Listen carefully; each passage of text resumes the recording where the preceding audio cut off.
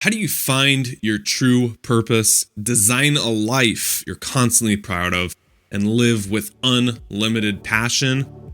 We're talking about that on this week's book review, Unlimited Power, The New Science of Personal Achievement. What's up, guys? Clark, back from mybestjournal.com, here today with another book review. We're back on the weekly book reviews.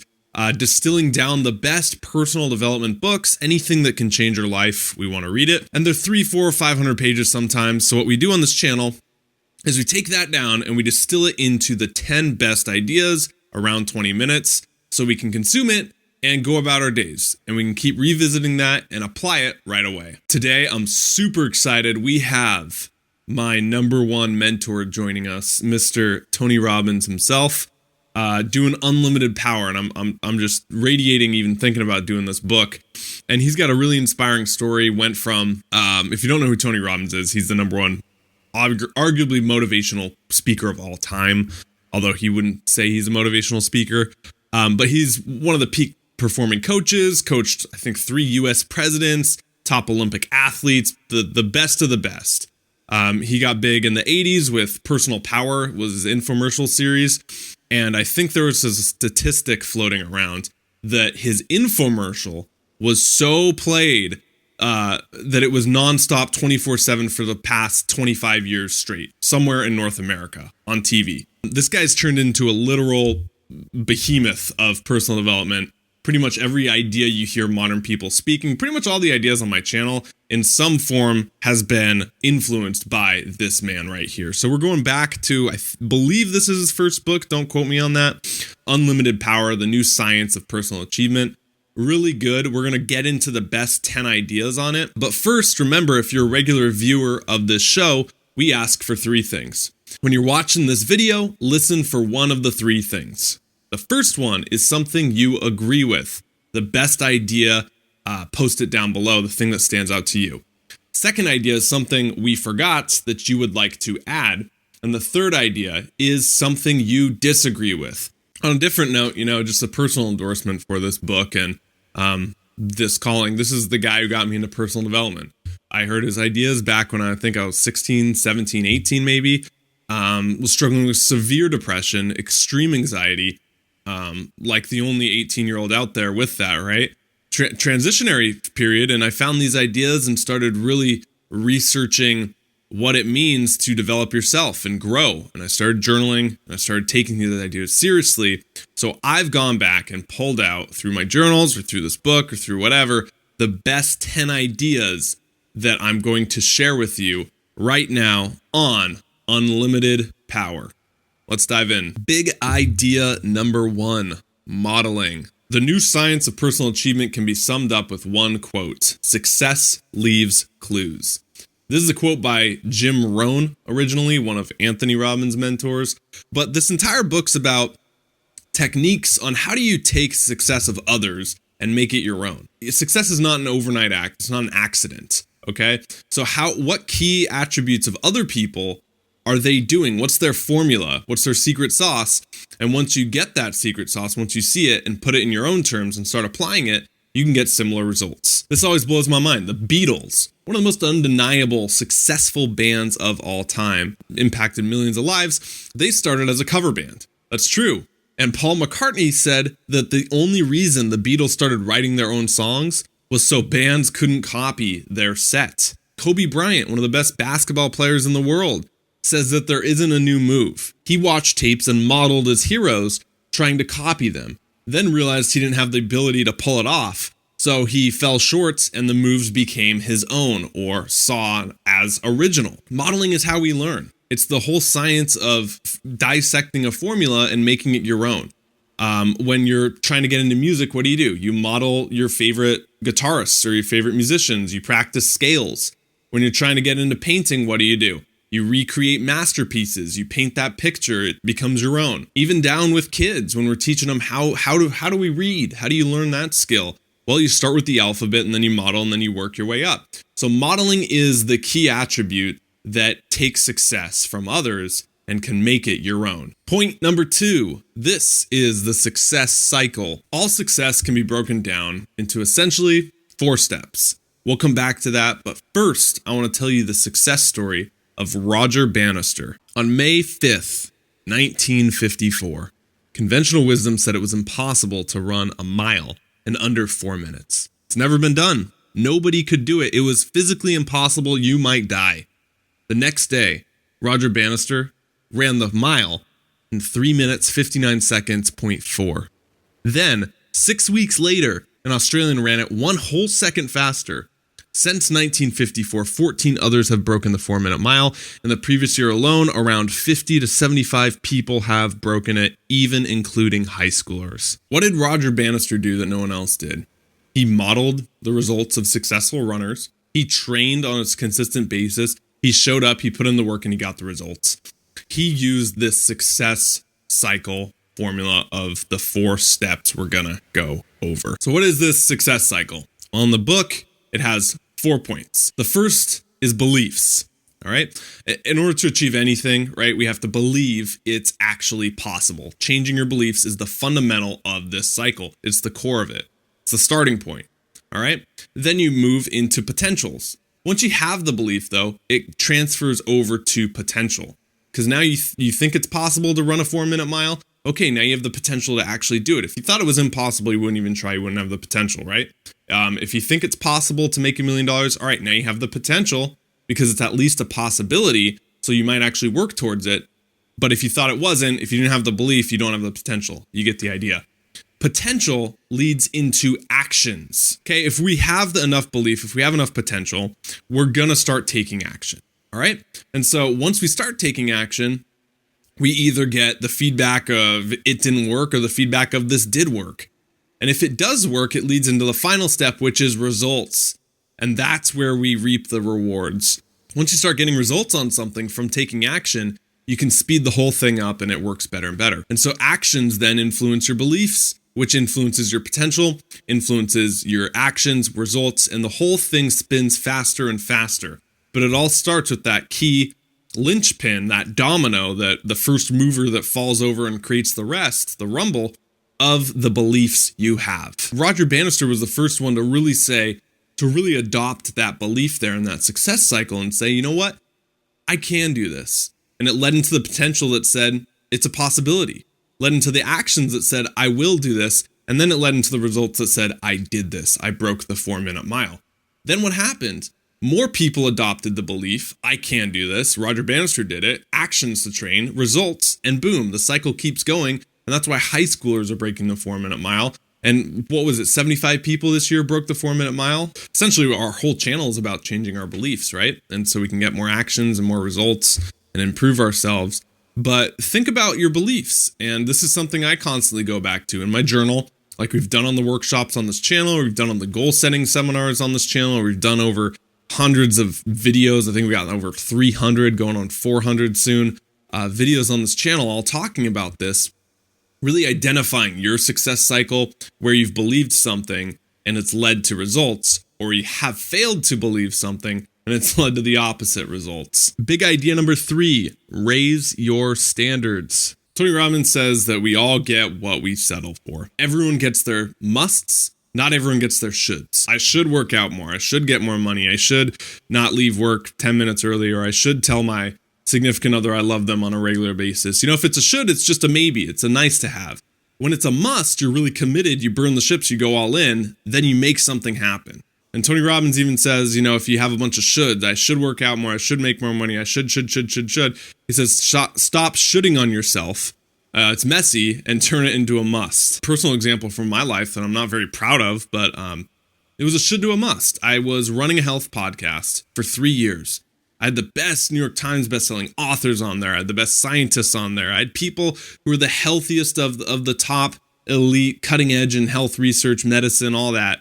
And what was I doing after every show? For the past 4 years, I had a severe chewing tobacco habit. I was addicted to chewing tobacco on and off. It started in high school, continued into college, never really quit. Here I was, this 18, 20, 22-year-old kid talking to these elite experts who was just thinking about the whole time chewing tobacco when he gets off. But the one day that changed it was when I was in my car and I have my spittoon of just the grossest sludge next to me, and I knock it over and it spills everywhere. And that moment right there, it became a must. I have to stop chewing tobacco. This is disgusting. And I wrote down all the reasons why if I didn't change this habit, it was going to affect me in the future. I wrote down that modeling for my kids. I don't want my kids to chew tobacco. My girlfriend, I don't want her to see me chewing tobacco. It was disgusting. I had to hide it. It was not really expensive. It's dirt cheap, but my health, my gums, everything was falling apart. This is disgusting. I changed it, and I'm proud to say I have not chewed tobacco since that day I spilled the sludge all over my 99 Buick. Any transition in your life, trying to find enough motivation to change that should do a must. I mean, I just recommended right there, write out all the reasons that if you don't change it, it's going to affect you negatively. What will your life look like 5 years from now, 10 years from now, 20 years from now, if you don't give up that habit? Projecting outward, that's one of the most beneficial ways to rewire yourself to make a should into a must. Point number 4, take massive action. Point in the book that says, decisions happen in an instant, but it's getting ourselves to make the change that takes the longest. We've all been in a relationship. Think about a time where you knew it wasn't working, but you stayed in it for whatever reason. So you made the decision that it wasn't working, this isn't going to work out, but you stuck in it long enough until one day you finally made that decision. What was the change there? I mean, some people stay in relationships that aren't serving them for years, decades even, before they make that decision. Same thing with jobs. You've all worked a job that wasn't fulfilling and we show up every day. Why is it that we make a decision, but we don't honor it always? I love the quote from Tony Robbins. Says, in the book, it says, if you keep doing what you've always done, we'll keep getting what we always got. It's the same thing with decisions. So how do you shortcut this? If we know that decisions happen in a moment, but change takes forever, we take massive action immediately. This is what I go back to. I call it the power of impulsivity. That when you really want something, you got to honor that. When you have that gut feeling that comes up and says, this isn't right, or you have that gut instinct that says, I need to start that business, I need to do that health program, or I need to make a change, something's got to give. Really listen to it and honor it. Example, if you want to get healthy, one of the best ways to take massive action, do something towards your health, go to your cupboards, rip out every single thing that's not serving you, that's unhealthy, and throw it in the garbage. That's a great way to take massive action. So what's your goal? If it's to save more money, then great. Taking massive action could look like going to the bank, opening a separate checking account until you find out where you want to invest it, depositing X amount of dollars or 10% of everything for the next 6 months. That's massive action right there. In other words, you never leave the sight of setting a goal without doing something towards its attainment. That's something that I heard back when I was 16 and became obsessed with goal setting. And every single time I set a goal, I try to do at least one action piece towards it. And, you know, a simple example, not as big as some of those we were talking about, but just this week, I had the call to really rebrand myself, to go from Clark Danger to use my real name, Clark Kegley. And so what did I do? I had that gut feeling. It's something I've been talking about for a while. Just thinking, you know, I want to be more professional. I want to take this more seriously. It's my business. Within, you know, an hour or 2 hours the next morning, waking up and deciding that, I had re-outsourced my logo, changed the names on my channel, re-outsourced my intros, totally rebranded my website domains, everything, crashed my site, everything to take massive action on that. And once we have that action, we have what's even more powerful, which is momentum. Cliche that the snowball, when it's rolling down a hill, it starts small, and then it picks up more and more and more snow, and then as it gets to the end of the hill, boom, you got the base of a snowman or whatever. I love the analogy of the dominoes that we got from the one thing, that these dominoes can knock over one that's 1.5 its size. So if you start with one domino, it's about 2 inches, right? And you keep stacking them bigger and bigger and bigger, 1.5, 1.5, 1.5. I think it's by the 18th, it's to the Leaning Tower of Pisa, and I think by the 20th, it's at Everest, but by the 34th domino, it's clear into the moon. That's how tall it is.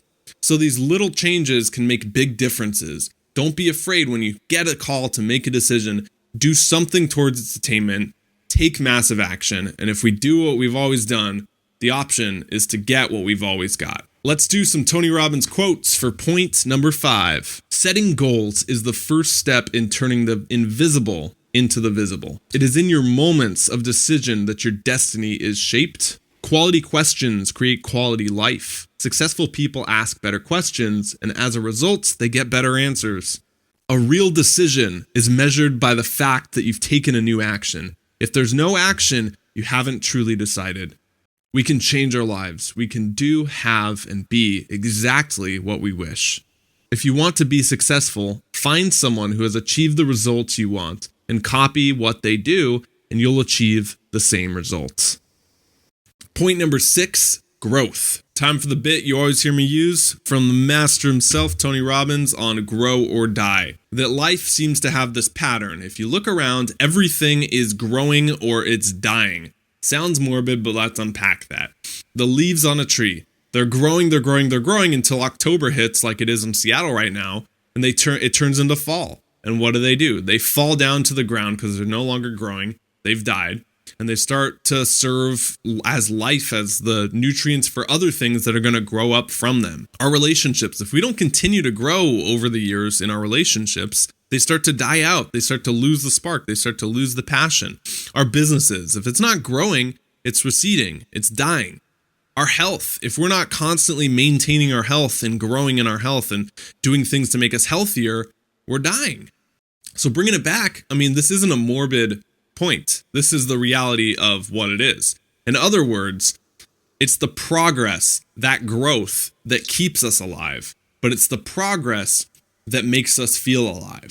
Think about it. Progress equals happiness. It really does. That feeling of growth equals happiness. You can take any job. Let's just take a job you had, like I did in college. I worked an unglamorous housekeeping job. And even for the first week, it was somewhat stimulating. But then by weeks 3, 4, 5, 6, you're scrubbing the same spots 8 hours a day, room after room. And then you go to the next room and it's the same exact room, all white with cupboards that are brown, but they have different spots.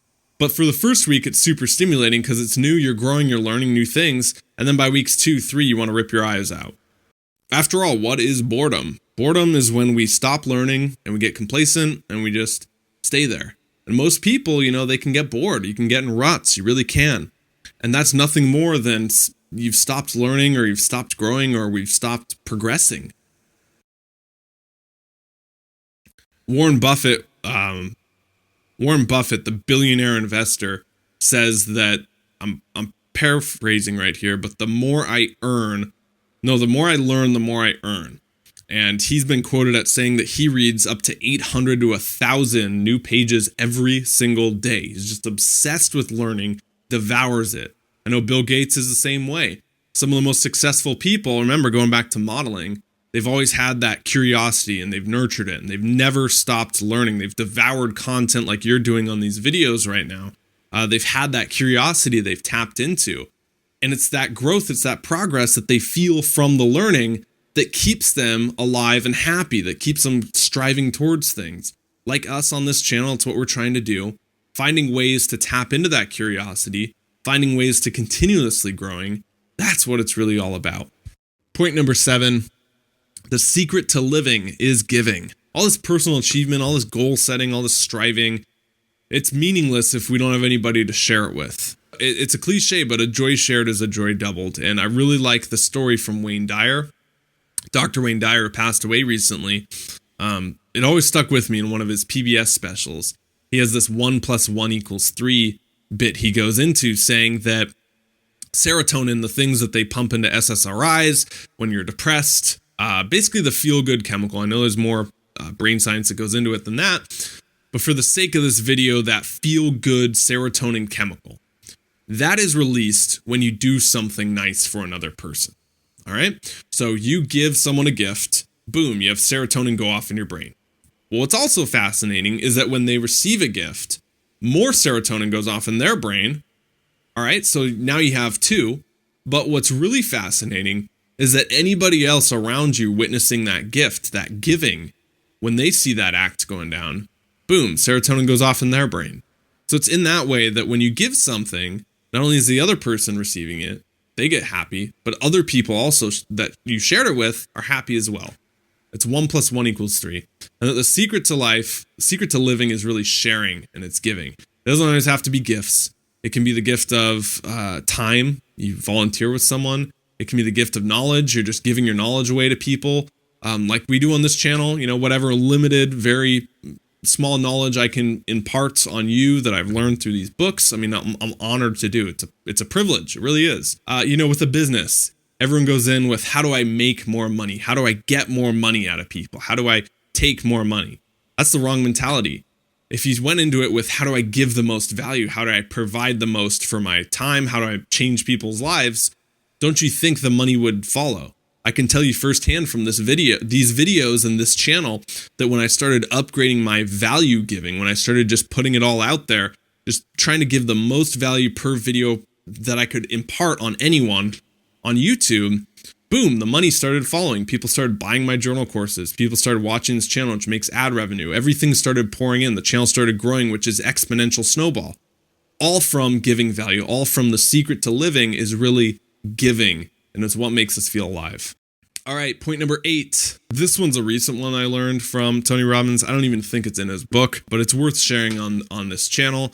That is that suffering comes from a me focus. All this personal development stuff, the self-help stuff, reading all these books and trying to achieve more and strive after things, it can really burn you out and run you dry. And it's because it can be an isolating journey, right? And so you're so focused on you're so focused on what you're doing that you can psychoanalyze yourself and you can get in your own head, or you journal too much and you get in your own head. I see it all the time. All that suffering, all that anxiety, it comes from a me focus. When we're too focused on ourselves, that's when we get depressed. That's when we feel lonely. That's when we feel isolated. That's when we feel anxious. It's a me focus. It really is. I mean, look at the celebrities who have everything by monetary standards or material standards, right? They have the house, they have the cars, they have the money, but they're isolated and alone. And they're obsessed with keeping that or maintaining that. That's a me focus. That's a fear of loss. It's hard to hear. It really is. But I like the polarity that we talk about on this channel, that there's a positive and a negative sort of dance that everything does. The night and day, the up down, the male female, the east west, the hot cold. Well, with suffering, depression, what's the opposite of that? It's gratitude, really is. It's joy, it's ecstasy. And that those two things, suffering, anxiety, depression, juxtaposed to joy, gratitude, ecstasy, all that stuff, they can't exist simultaneously. It's impossible. So that if you want to feel that, you got to get out of the me focus. And you got to go back to what we talked about in the last point, which is the secret to living is giving. Find out how to give more, contribute more, and give back more. And naturally, those things start to go away. The last quote, Tony Robbins says in here, happiness comes from when you trade your expectations for appreciations and your whole life changes. So if we want to really change our life, it's because we're dissatisfied sometimes. We're depressed, we're dissatisfied with our expectations weren't met. We go on a vacation, we think it's not as good as we remember it because we expected something totally different. So finding simple ways to trade our expectations to appreciations, that's a great way we can use this. Point number 9, this is the best resources to learn more from. Obviously, you can get this book. It's great. I would also recommend Money Master the Game, the new book, if you're into finance at all. I think we will be reviewing that on this channel, jam-packed with tons of stuff. Also, I'll link in the description below some TED Talks Tony's done that are phenomenal. He also did his course. I can't even remember the name. I think it's called Unleash the Power Within or Get the Edge, I think it is. I'll have a link down below where you can check that course out. That's the one I did when I was 18, scrubbing houses. Every day I would just have Tony Robbins in while I was sweeping up leaves or cleaning stuff in college. And I look back on those times and really see the beginnings of everything I'm doing now from that little time. Point number 10, this is the application of this. Remember that all these ideas we talked about, all this knowledge, everything we're going over is worthless if we don't have the application, if we don't take action. Remember that belief potential results or belief potential. What's that key point here? It's action that leads to results. So if we're not applying any of the things we just learned, we might as well have not even learned them. It's just nice to haves. And sometimes we can get so addicted to learning the new ideas, we don't apply them and we don't get any results. I see that time and time again. So how do you change this? How do you get results? Personal growth is such a big topic. How do I narrow it down? How do I apply stuff? How do I take action on it? And that's why I developed 7 years ago a way of journaling that I still use to this day to take all this abstract and make it really practical. So if you go to mybestjournal.com, that is the ultimate guide to keeping a journal course. I've put so many people through in the last 6 months alone. I'm raising the price soon, so I want to make it accessible for everyone, but I'm going to be putting a lot more content on there. The course of how you change your life in under 4 hours through a method of journaling. We also have tons of free videos on journaling on this channel. It's the number one thing I've done to develop myself and take all these abstract ideas and take action on them. All right, guys, that's it. Unlimited Power by Anthony Robbins. Definitely a must read, one of my favorites of all time. Again, someone who's probably my biggest mentor. Thank you so much for your support on this channel. It means the world. I'm honored with the growth and being able to share these ideas and grow more with you. Remember to post down below your one of those 3 things we asked at the beginning, something you agree with, something we left out, or something you disagree with. Give it a big thumbs up, share it if this was helpful. And if you want, click on the link below to get the 11 questions to change your life. This is a free information, not even information, just a free workbook I put together with the best 11 questions you can do to take action on some of these ideas and really go deeper into yourself, do the work it takes to develop, and get some clarity about what you're here to do and how you can live with more passion. All right, I will see you back here next week for the book review. It's up in the air. Don't really know what we're doing. But until then, stop settling, start living. See you later.